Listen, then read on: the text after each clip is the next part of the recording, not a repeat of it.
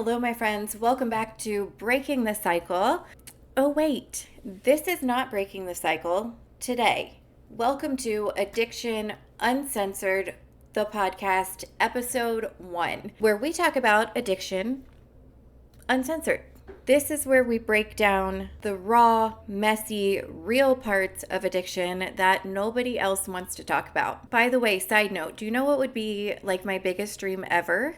Is to get on here one day and say, welcome to Addiction Uncensored, episode number 350. That would be so amazing. If you want to help make that happen for me, you can like, share, comment, subscribe. Check me out on my social medias. I am on Facebook and Instagram, or you can check out different ways to work with me at www.myinnerworkshop.com. So without further ado, I present to you Addiction Uncensored.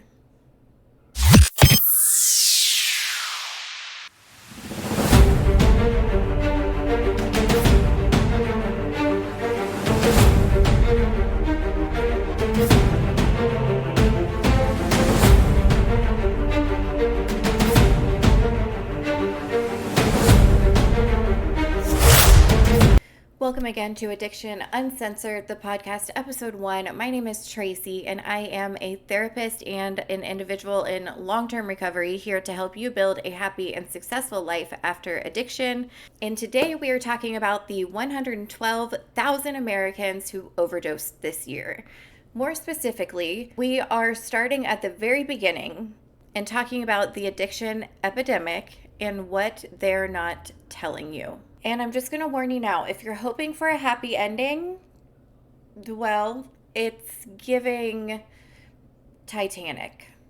It's giving Titanic. So prepare yourselves. I thought that this would be a good starting point for our podcast because we are not only going to talk about specifically addiction and recovery and the raw, messy parts of what that is like personally, but we're also going to talk about our government, our medical system, our legal system, and what we are doing to fix it and whether or not that is working. Yeah. So that's why we're kind of starting at square one, going back to the beginning of the addiction epidemic and how it began in the first place, more specifically, the opioid epidemic in America, which is essentially what started the addiction epidemic.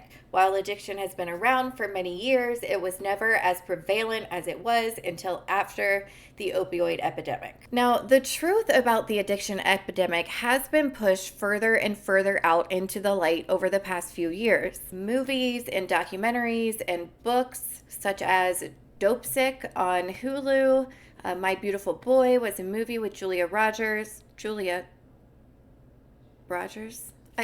a famous Julia of some kind, I forget her name. Dope Sick Nation and The Pharmacist are some of the top documentaries and movies, and all of these have been put out within the last few years to begin exposing the truth about the addiction epidemic. And that brings us to segment 1, how we got here.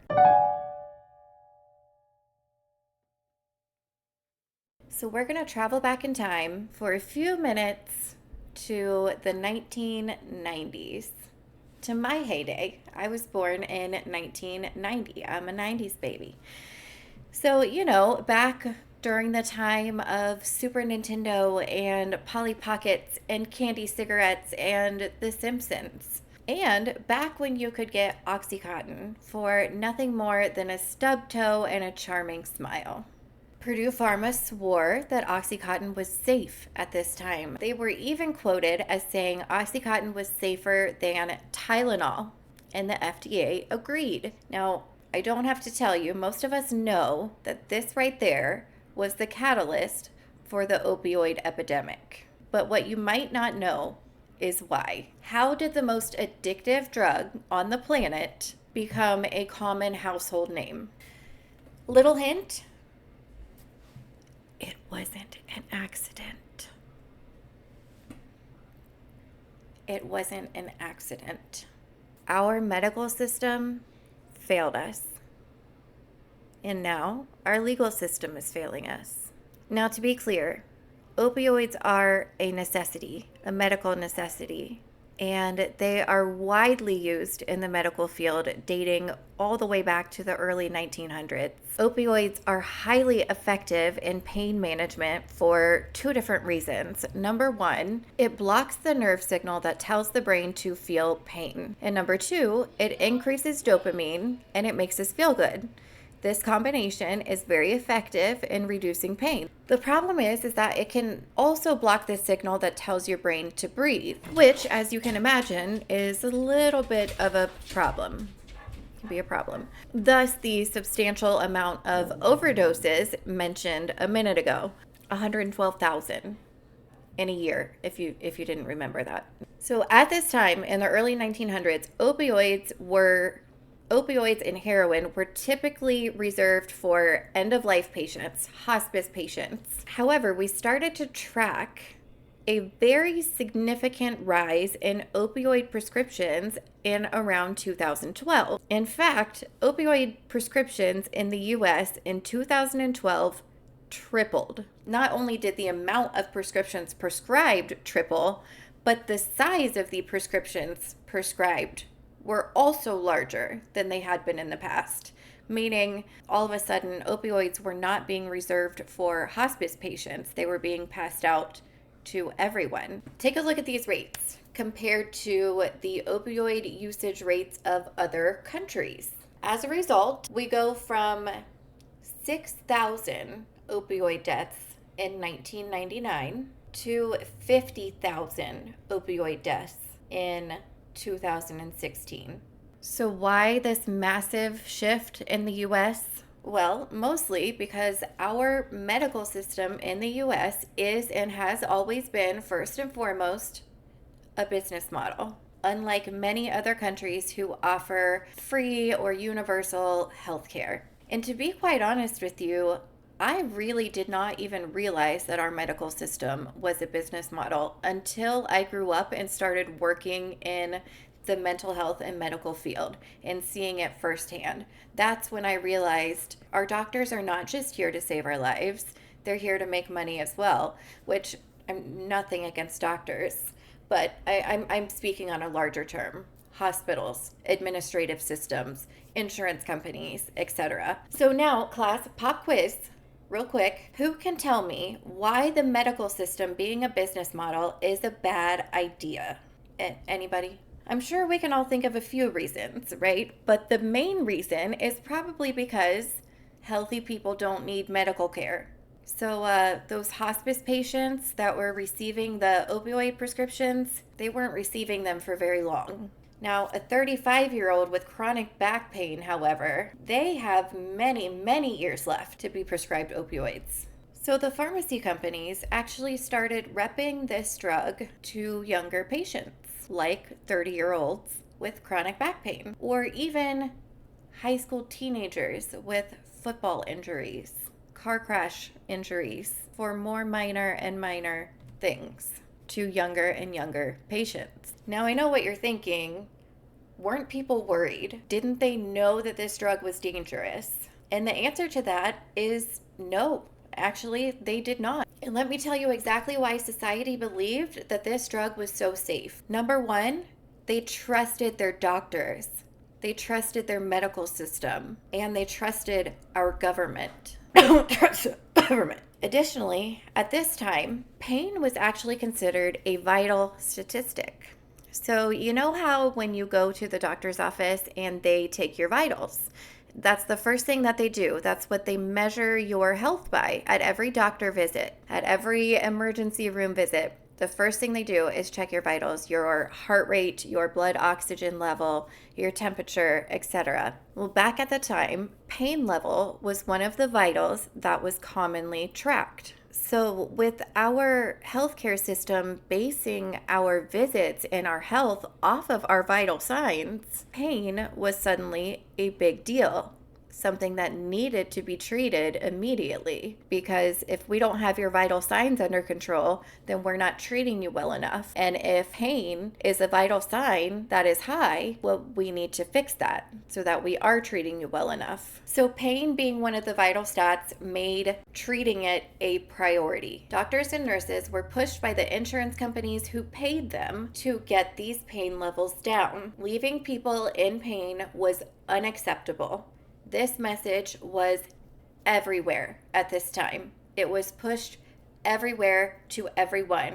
Pain management was the number one thing we got to focus on in that ER. And man, there were a lot of people with high pain levels. But luckily, right at that time, an answer to their prayers came along. The pharmaceutical reps showed up at hospitals and doctors' offices with this miracle drug that can help pain management like nothing else before ever could. This miracle drug treats pain with virtually no side effects. Perfect, a godsend. And the best part is that this medication has an addiction rate of less than 1%. These pharmaceutical reps went into the doctor's offices and the hospitals and the medical systems all over the United States, and they pushed this information and they pushed these studies that said Oxycontin has an addiction rate of less than 1%. This drug is safer than Tylenol and it will manage your patient's pain with no issues. Perfect, a godsend, just in time. But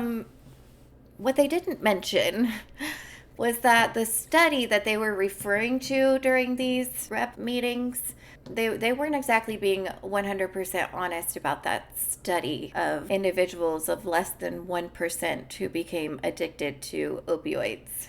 You see, that study was actually conducted on a group of short-term opioid users. Example, someone who came into the hospital for surgery and received an opioid during that surgery and then went home. The study was not looking at long-term users of opioids, i.e., those people with chronic pain. So these statistics that they were spouting to everyone of less than 1% addiction rate were not accurate. That was for short-term opioid use, not longer-term opioid use. Doctors didn't know that at the time. Nobody did. And even better, not only does this miracle drug come around all of a sudden, but Oxycontin was also offering this amazing deal where patients get their first prescription absolutely free. Sounds eerily familiar to the dope boys that pull up and throw a tester of heroin into your window to get you come into them as their customer. It seems like there are some boundary issues with that decision, but that is what they did at the time. They were offering their first prescription absolutely free. So after all this, everyone was finally convinced Oxycontin had taken over as the new go-to miracle drug for pain. But then, a few years down the road, people kind of started dying. Like a lot of people started dying. Like too many people. And Big Pharma said, oh shit, I think we went a little too far. This is a problem now. Now people are starting to get upset with us because we're killing everybody. This is making us look bad. What are we going to do? So then Big Pharma tried to fix it, but without fully backing out on their plan, right? So if you were an Oxy user at this time, this would be the point in time when you may recall they changed the form of Oxycontin and they made it so that it had like a gel or something inside of it so that you could not snort it as easily. So they tried to alter their drug in an attempt to slow down the overdose deaths, but still continue to treat pain and have everyone love them. But again, if you were an Oxy user at that time, you know that people found a way around this, as they usually do. And eventually, Oxycontin was forced to be largely pulled from the shelves. Obviously, it's not all the way pulled. It's still around today. However, it's not given out freely like it was anymore. So what they did, pulling these from the market, caused an issue, a major issue. Now suddenly we have a huge amount of Americans addicted to opioids, and their access to opioids was just removed. Withdrawal hits, and their medication is no longer available to them. But you know what is? Again, in perfect coincidental timing, a blessing from the Lord above came down, and heroin began to infiltrate the United States of America. Now, heroin was fairly effective. It was cheaper, more easily accessible, and it worked also. No prescription needed. The only problem with that is that heroin came from, like drug cartels.